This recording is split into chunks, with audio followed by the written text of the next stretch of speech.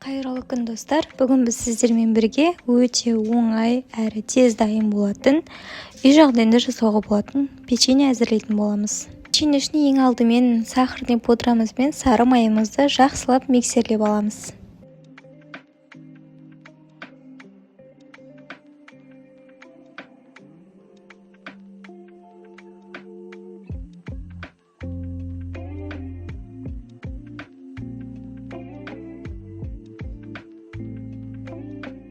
Содан соң бір жұмыртқа қосып, бір келкі масса болғанша тағы да миксерлейміз.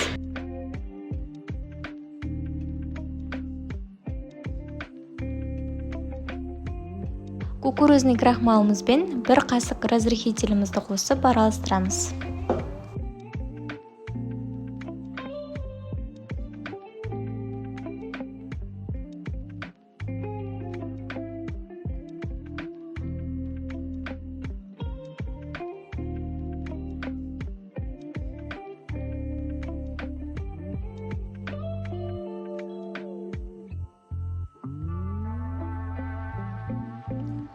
Сұйық майымызды қосамыз.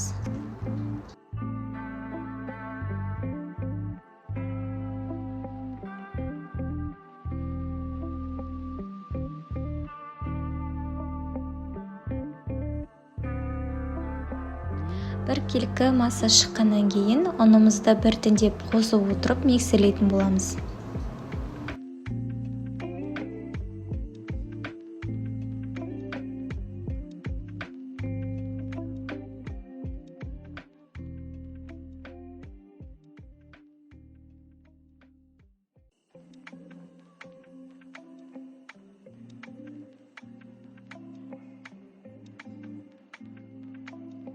Миксерімізбен біріктіргеннен кейін қамырға ұқсас қою масса пайда болғаннан кейін лопатканың көмегі арқылы жұмсақ қолға жабысатын қамыр илейміз.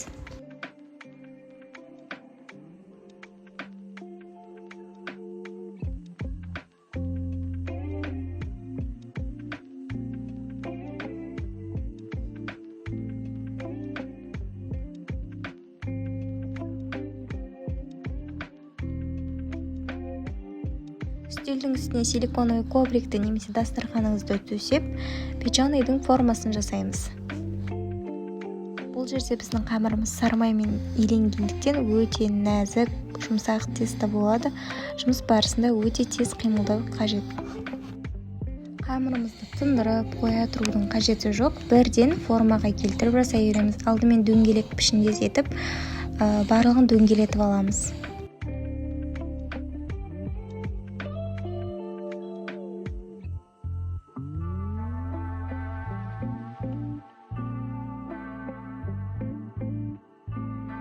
Осындай топтамалар етіп аламыз. Немесе үстеліміздің үстін жайып, түрлі өзіңізде пішін болса, жұлдыз, жүрек, гүл, тәріздес пішіндер болса, әртүрлі пішіндермен печеньені әдемілеуге болады.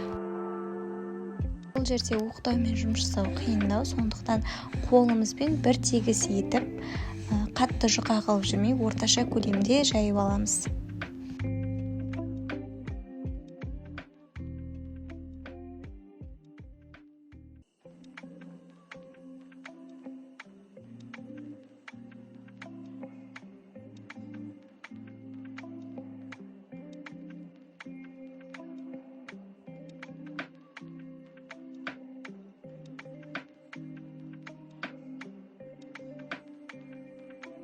Шеттерінен қалып жатқан қамырды алып, қайтадан формаға келтіріп, печеньені жасай береміз. Дайын болған печеньелерімізді пергамент қағазын төсеп, противеньге орналастырып шығамыз. Дөңгелек етіп алған печеньелеріміздің үстінен вилканың көмегімен қатты емес, өрнек салу арқылы басып шығамыз.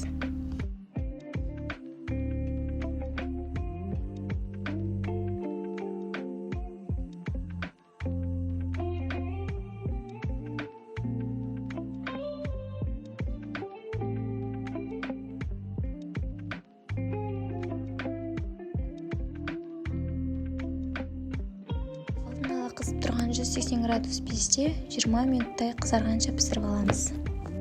Міне біздің печеньелеріміз осылай қызарып, әдемі болып пісіп шықты. Енді оны толық суытамыз. печенныйымыз суығанша шоколадымызды дайындап аламыз. Ол үшін разновес мешогымызға ақ немесе қара шоколадымызды салып дайындап аламыз. Бір стакан қайнаған суға батырып ерітіп аламыз. Шоколадымыз толық ерігеннен кейін печенныйымызды қалған өрнегімізді салып әсемдейміз.